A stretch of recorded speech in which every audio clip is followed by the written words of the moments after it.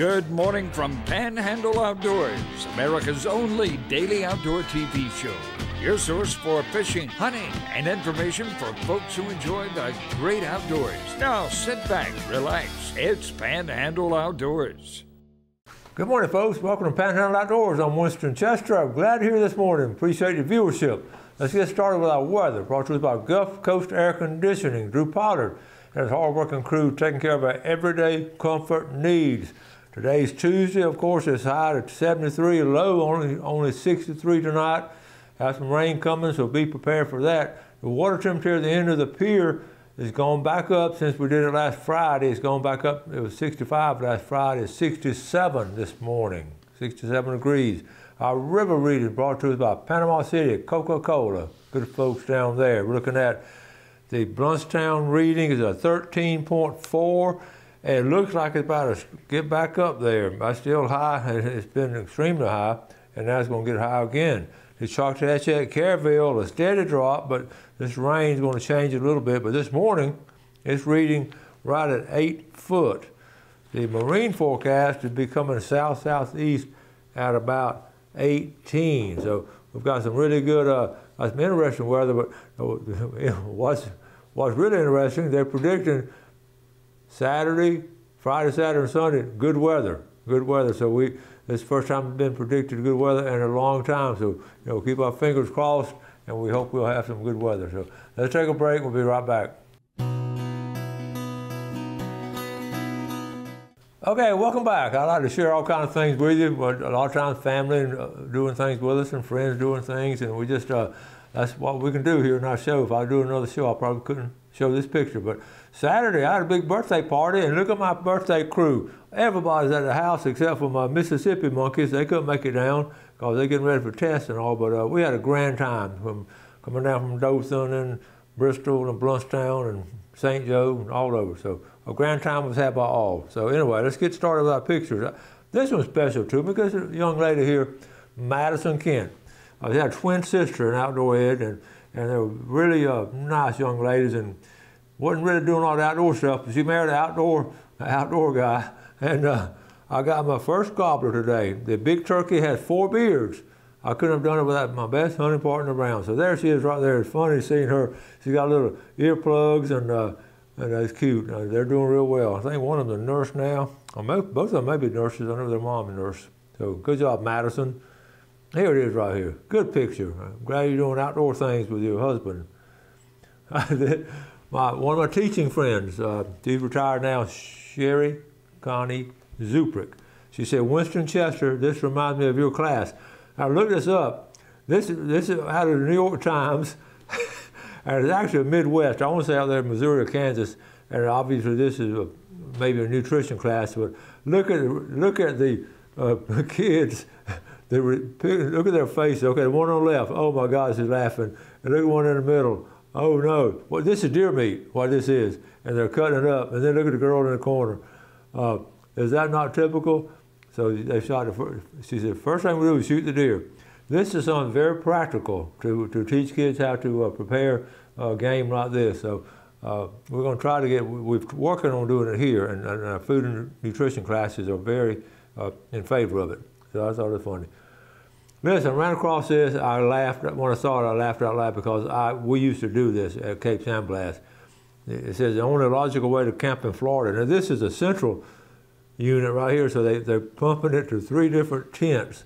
While we just had 1 tent, and I got an old milk crate, I think I told you before, and put a window air and made some ductwork to blow into it. And people said, that's not really camping. Well, in Florida in July, that's okay. You can do that, but it makes a difference. Tony Anderson up there at Bristol, not Bluntstown, former principal up there. I got to spend an afternoon fishing with this young man. He is patient and knows how to catch fish. He caught 3 nice catfish and several brim, which equates to a productive couple of hours while on spring break. Tranquil, this is Gerald Coach Tranquil is the head football coach up there in Bristol. This is his son, and Tony sent me his name. I didn't have it, but had a way to spend spring break. Nice young man. And here's Wes Harsey His son up there, this is out of Liberty County also, a lot of outdoor stuff. Got that one morning last week. Good job.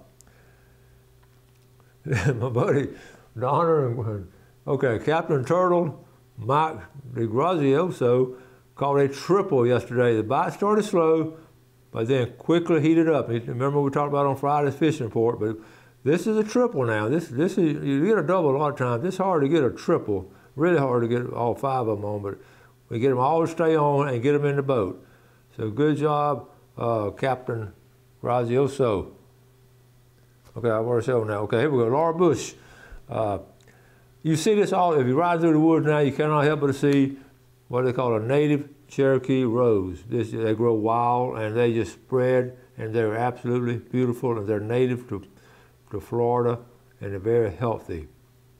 Thank you, Laura, for posting that one. Mandy Miller Warren, time to get the boat ready for another fun and relaxing season. Ain't that the truth? A lot of times it comes out to be that. This is interesting, not this weekend, but next weekend, the 27th annual Bear Point Ladies Spanish Mackerel Tournament. We talk about this every year, and it's, they do a great job with it, ladies only. I know Randy Burling, you'll be trying to get in, wearing a wig and all, but you can't get in. So we'll cover this. I'm trying to get them to come on the show and talk about it. They do this every year. And it's a good turnout. Heather Taylor, Chad put a smackdown on the bass. He only does that because Grant and I enjoy sleeping in on our vacation. We all worked for the catfish. 2 of them today weighed 17 pounds, and one was 33 inches and one 34 inches. So here he is with his bass. And here they are with a catfish. That is a big catfish. Check that out. That is a really big catfish. Good job, Heather Taylor. She's on spring break, teaches at North Bay Haven.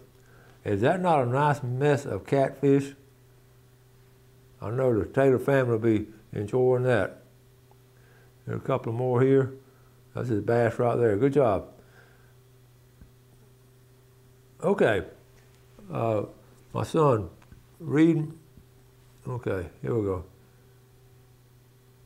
My son, Reed Martin, with a 2-pound shell cracker, and Stephen Meredith with a 30-pound blue cat. This is Ernie Martin sent this. They're over there in Mississippi. That's his wife's from that Pascagoula area, up in the river. He was telling me, okay, here, okay, that's a 2-pound shell cracker. I want to say that's a Pascagoula River, and I was supposed to do a live report of him last Thursday. I couldn't get connected, and there it is right there. But he goes over there every year, and they fish during spring break. Okay, check this out. Brandon Barton just picked up my new Hobie Fishing Pro Angler 14-foot from Sunjammers. That's the ultimate fishing kayak, folks. That is a nice one. Brad, I don't get Brad to come on much anymore because he's taking his kids to school in the morning. His wife's already at school and he's got to take them, but he wants to come on, and I'll probably get down there. But kayak fishing this time of year is just awesome. Let's take a quick break and we'll be right back. Okay, welcome back. We were talking a little bit, talking about surf fishing some Memorial Day weekend. I really want to get in, to try to get some time to do that over there toward Destin. I'll be visiting with my cousin's family, but I was thinking about, over the last couple of days, I was thinking about surf fishing, and someone come up with a question, you try to take all your stuff down there in the surf, and you got to always have an ice chest or something and put the fish in it, or some kind of bucket or some kind of, keep them cold, keep them ice. And I laughed and I said, well, you don't have to have that, because I remember talking to early surf fishing guys before. Back then, remember the coolers were metal, and you couldn't lug a cooler all the way down to the beach where you wanted to go. And what the early guys did way back in the day, they're getting they're big, of course, isolated areas like the Cape, or even what 38 years now, a lot of that was isolated. You get a couple of houses there, but anyway, they get on the beach, and they wouldn't stay in one spot. They would move. They'd go up and down the beach. They just, because it was just open. Can you imagine that, just open as far as you can go, back and forth in the mornings? And the only time it really got crowded was on weekend. They got some few people came on weekend. Nobody came during the week. But what they did, this is interesting. Some of y'all know this, but most of y'all don't. If they caught a nice pompano or a nice trout or redfish, they ate redfish too. They would they had a little scoop with them, and they would scoop out the sand and get pretty deep, about that deep, and they would put the fish there and put the wet sand back on top of them. And then they had different guys had different kind of markers. They would mark it in the sand. Some guys would have twigs. Some guys would pile up 3 shells. I remember he would make a little, like a pyramid, which he did not normally do, but a pyramid of shells. And so he'd go all the way down, and then on the way back, he would pick them up and put them on a stringer.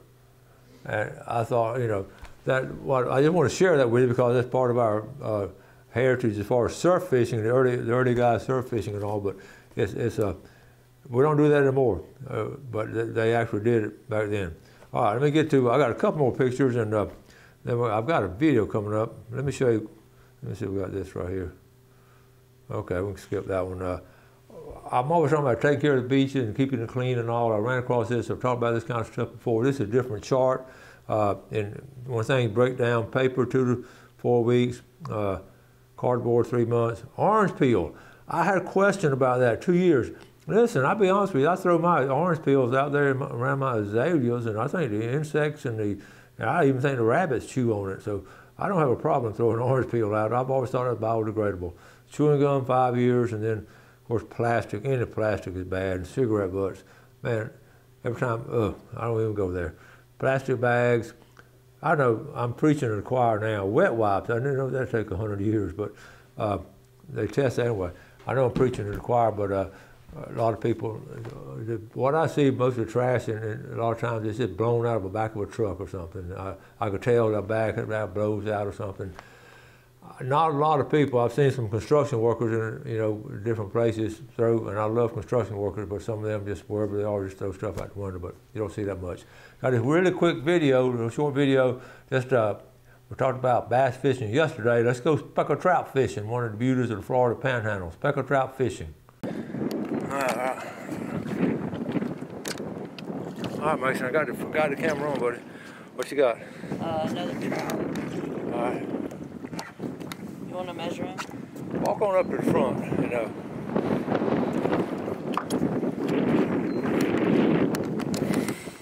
That way I can get back here. That's better. Okay.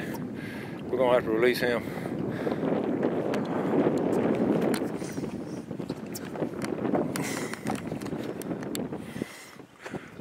Good job. You need the pliers here. Unhook them. Here you go. That's pretty close. You need these?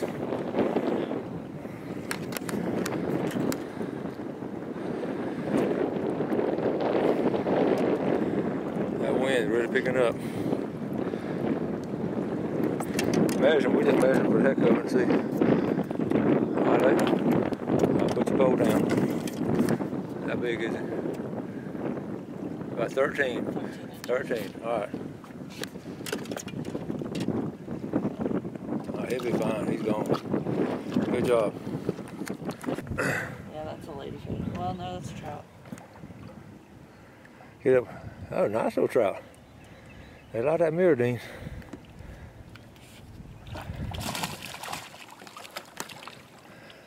That's illegal, man. Get him in the boat. Get him in the boat.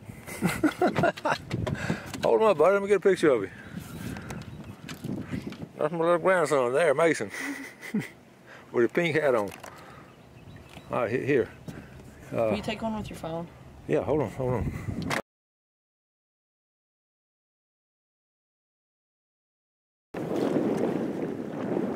Little trout. You saw him. What did you do? Well, I was reeling him in and I didn't feel anything on there, and he came off for about 10 seconds, and then he started hitting it again. He got back on. He was hungry. All right, can you get him? You need the pliers, or can you get them with your hand?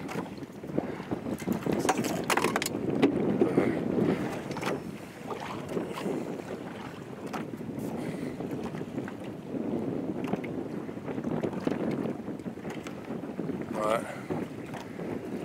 It's your good. All right. You want to get a picture? No, we got it. We need to fish them more.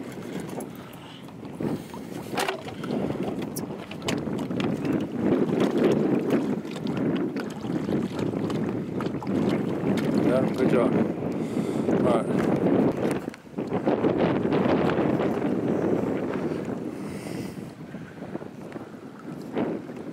Go up front of the boat so I can film you better. That looks like a redfish. Let's see. I was thinking redfish. That's still trout. Good. I say it's 14 inches.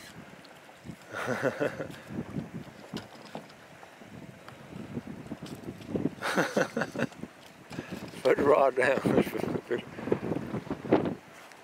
Where'd you rate? It ain't 15, is it? 14? 14. 14. All right, throw them back. Can I see the bite? All right, here we go. There you go. That's good. It's just keeping us in this. All right, throw them out. Don't. Right.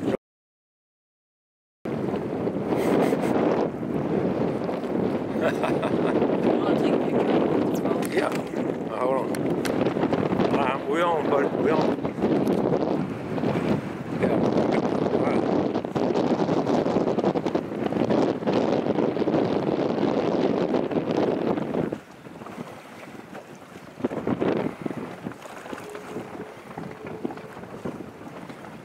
'Your trolling motor on? You turn it off. It's on. It's keeping us. It's at full power.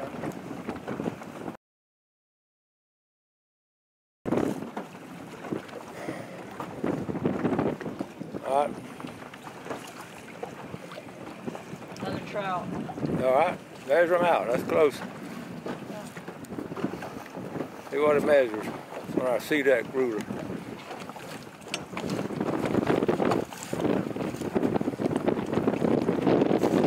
Go. 14 inches. Every one of them 14 inches. They're all the same family. You want a picture or not? That's one way to get them off. You want a picture? Yes, sir. Oh.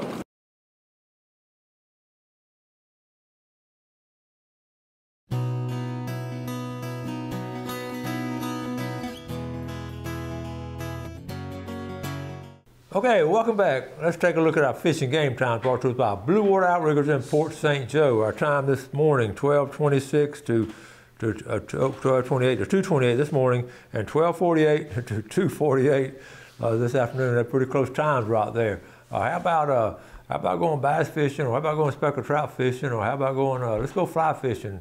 Where can we do all that stuff? Let's go catch some catfish. Let's go catch some brim. We can do all that right here in the Panhandle. That's the beauty of it. And hey, let's go surf fishing for pompano. Okay, we'll do that too. Anyway, while you're surf fishing, you're always on the lookout for shark. And you know, about once a month, I like to do jump on shark tracker. I looked at it last night, and I just get tickled looking at it. I honestly do. So here we go, shark tracker right here. So let me see. We found some. Look here, I found some already. I'm gonna get to turn sideways. Okay, anyway. I saw these last night. Of course, first one, I'm gonna look at the one close by here. Let's press the button. That is Kiji. It's been here before. That's about a 10-footer, juvenile, and it's a. Let's see. Let me go back. Okay, show the path. Okay, show my track. Look at how this. Look at here. Okay, this showed up. This was last. This is the 15th. What about a week ago? A little bit over a week ago, right there. Okay, right off Mexico Beach in St. Joe. Is headed up there to Southport, but he turned around and went back. But I checked also. I only said, well, how far? Okay, that was okay. I went way up here. Okay, he's been back and forth a couple of times. There's a juvenile. Sound like a teenager, don't it? And so I checked up here. Say, well, folks, this was in August. I know you can't see that. The very top one, in August, he was up there past Prince Edward Island. And from August, he came all the way down here, all the way down there. Isn't that amazing? So that's one of them right there. That's Kiji. And then I went back to, I see one out here, sort of south of, it moved a little bit last night. This one south. This is where Captain Virgil Anderson said he caught most of his huge sharks, was right in this area right here. And that was about the 18th, and he, you know, look at the track right there, and that's amazing. So anyway, that catches up on Short Tracker. There's not really one real close by, but man, I just that little app has always been well worth my time to look at. I've always been fascinated with them. Got a lot of other stuff to talk about. I got some pictures here. One, and I'm not going to have time to get into it and do it justice, so I'm just going to talk in the next couple of minutes. One picture is on coyote, on predators. I thought, predators, there's sharks out in the water, and one of the biggest predators we have around here, of course, is a coyote. And it really, there's a set of pictures here. I'll show it to you maybe in a day or two, and how a group of coyotes can get on a weaker animal and just a larger animal and just like a pack of wolves and destroy it. So that's just something that we need to be aware of. I don't have a problem with actually people doing predator hunting, because I'm always talking about, if you shoot something, kill something, you got to eat it. But when predator hunting is an exemption from that. I just see. I have several other pictures. In fact, I'll show you. Here's a picture here. I'm gonna show. I've got a series of pictures, but they take a weaker animal and they will attack it, and it goes back and forth, and sooner or later the animal just there's a series here, and actually destroy the animal. So that's just something I don't have a problem with us getting rid of those. Here's another mess of fish right here. I forgot who sent this, but look at this mess of fish. These came off of the Apalachicola River, the big river, and I got them in a nice cool ice chest. They don't have to bury them. So I've got okay, I've got to get ready to wrap things up too. I had last night, again, when I plan stuff, it takes too long. I'm planning the show for 45 minutes instead of 30 minutes, but I do that on purpose. I always leave stuff out and then try to pick it up later. But one of the things I went over last night to go over this morning was the lifespan of all the different fish, and it's all over the chart. I mean, some live 4 to 6 years, and some live 70 years. The shark can live, a great white shark can live 70 years. So I got that chart, and I'll show you all the next show. But tomorrow, on the show, we're going to have Travis Basper to be coming on, talking about FWC happening. So I'm going to wrap up today. Thank you all so much for viewership. Y'all do something good for someone else today. Have a great day. Enjoy the outdoors. Take care of it, and God bless. Thanks for watching America's only daily outdoor TV show, Panhandle Outdoors with Winston Chester, featuring hunting, fishing, and other activities and information to help you enjoy the great outdoors. Join us next time for Panhandle Outdoors.